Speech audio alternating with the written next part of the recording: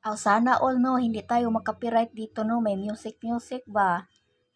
So anyway guys, disclaimer sa mga taong hindi gusto ang video na to, please skip the video and maghanap kayo ng video gusto nyong panoorin dahil ang video na to ay para lang sa taong gustong matutong mag-workout kahit sa bahay lang at walang maraming equipment na ginagamit sa pag-workout. Dahil ang workout ko na ito guys ay for organic lang. Organic. Pero sometimes I using my equipment. So, ganyan lang ang ating ginagamit, yung tinatapakan natin ba. Kung kilala nyo yan. Yes. Simplihang galawan lang to guys. Papawis-pawis lang ba para matanggal yung ating mga sibos sa katawan. So, counting is the key. 30 counting or 1 minute. So, kayo nang bahala guys kung anong workout na gagawin nyo. And don't follow me what I'm doing to my workout kasi may kanya-kanya tayong gusto sa galawan sa workout. So, dahil ako mini-maintain ko lang yung aking pagpapawis. So, hindi naman tayo kasiksihan at hindi naman tayo nagpapasiksi. Kung iniisip nyo dyan, nagpasiksi ako, tsari. Paalala ko lang sa inyo guys, ang aking ang aking content ay fitness. So, kailangan kong mag-upload ng related sa aking content dahil sometimes I upload dancing na hindi na related sa aking content. So, kanya-kanya naman tayo guys, no? So, bahala na kayo dyan sa buhay nyo. Oy, charis. Yup. Madali lang to siya guys, ang aking workout. Standing workout lang tayo. And then, ano lang to siya guys, 5 minutes and 27 seconds. So, hindi siya mahirap guys. Kung baguhan ka pa lang mag-start sa workout. So, you start na lang ng simpleng galawan lang para hindi kayo mahirapan guys. Kasi ako, kahit ganyan lang yung aking ginagawa, medyo may pagkahingal-hingal. Charis. Yeah, tama.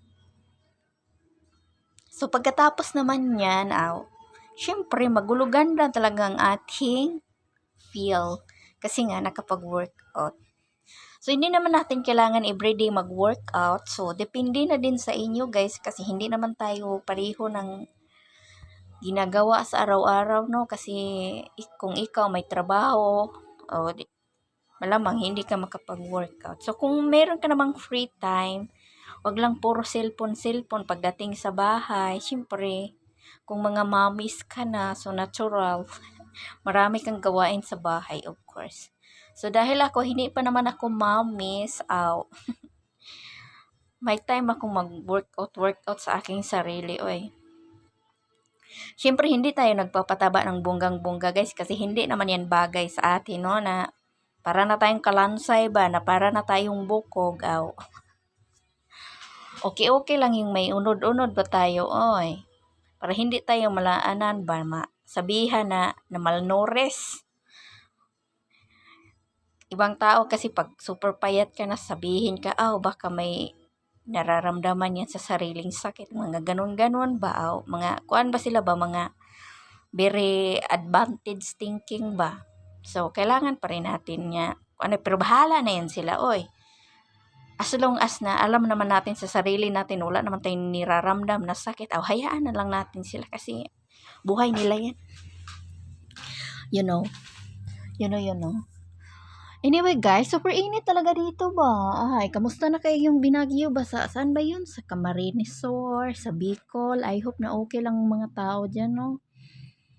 Yung isang tao dyan na nang punta sa bukid ba? I hope na okay lang siya kasi 1 week na yan.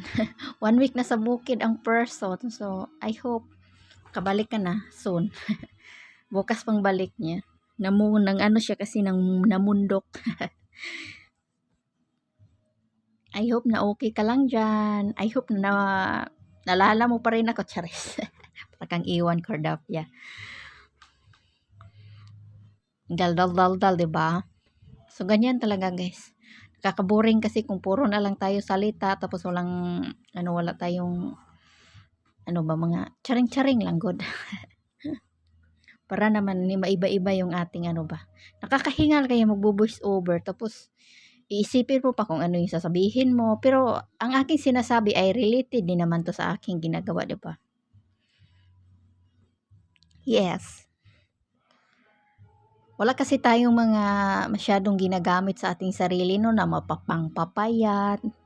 Kailangan natin na organic way. Like Meta. She need organic. Ayaw niya ng fake. Charis.